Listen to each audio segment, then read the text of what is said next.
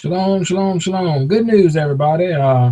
It's not often that I have encouragement from the secular world, but for those not in North Carolina, maybe unaware, obviously it's election day. I'm sure in your areas you have been inundated with all the horrible things that they advertise, political ads, robocalls. Anyway, long story short, North Carolina, the Hagan Tillis run has been the most expensive congressional race ever ran. Uh, and without going into the particulars about all of it, Hagan was the congresswoman that was in power, came in with Obama, and has voted with him 95+% of the time. And at any rate, she and her support network of out-of-state special interest unions, lobbies, and PACs spent over $111 million in recent months trying to make sure that she got reelected. Make sure you heard what I said. Her and her buddies spent over $111 million to get reelected. Well, Tillis, the Republican that she was running against, or was running against her, however you want to look at it, at one point he was spending less than $1 for every six that was getting spent against him. Very negative ads run against Tom Tillis. He wasn't very negative with Hagan. He was just, he pointed out that she made the deciding care vote. She was voting for Obamacare. She voted with Obama more than 95% of the time. The closest thing I saw to a negative ad, and I by no means watch TV a lot, but was one where he played her voice back when she was running and saying anybody that votes 90% of the time with Washington is not for North Carolina. And I agreed with her then, and I agreed with the ad when it ran, and she was pretty much Obama rubber stamp. All that being set aside, I had pretty much decided I was not going to vote just because I got tired of voting for the less of two evils. But Kay Hagan and her supporters ran an ad here in North Carolina, a negative attack ad, we'll call it, where they were saying that is Tom Tillis the kind of guy that we want to send to Washington to speak on our behalf, because he wanted to defund Planned Parenthood and make abortion inaccessible and stop paying for birth control through Planned Parenthood and what's some other things that negative ad said. He supported the changes that's been made in North Carolina schools.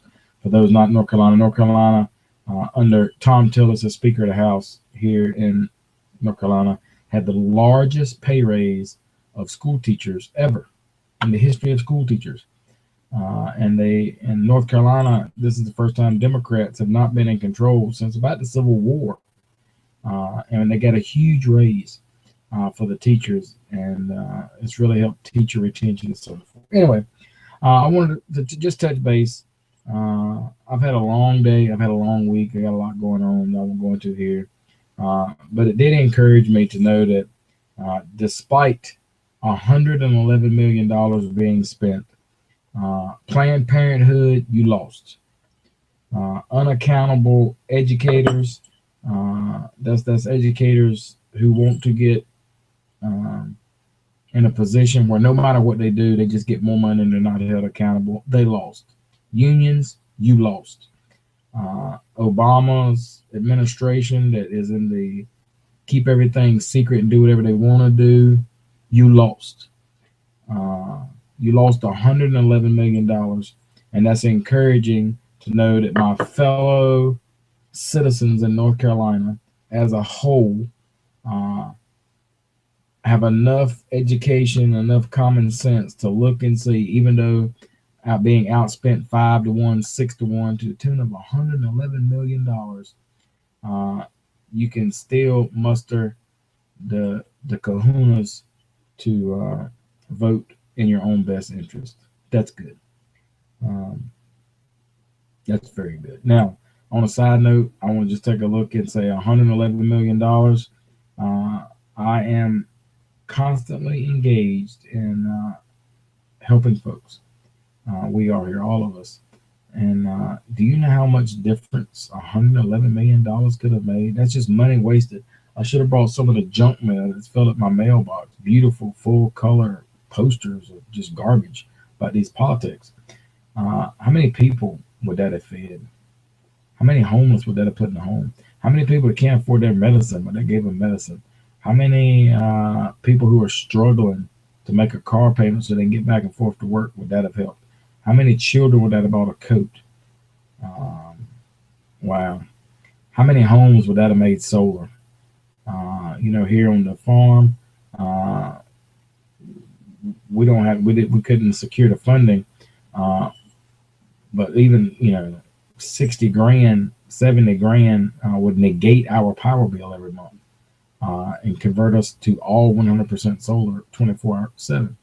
And so, and they told me at that time that because we got animals and we got a lot of folks around and so forth, that really for about 12 grand the average house could do that. So we're just gonna call it 15 grand.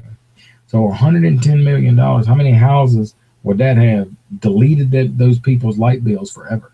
They wouldn't have a light bill anymore. They wouldn't have a power bill. They'd be producing power. How many people have vehicles that are unreliable? How many older people struggle to make their bills?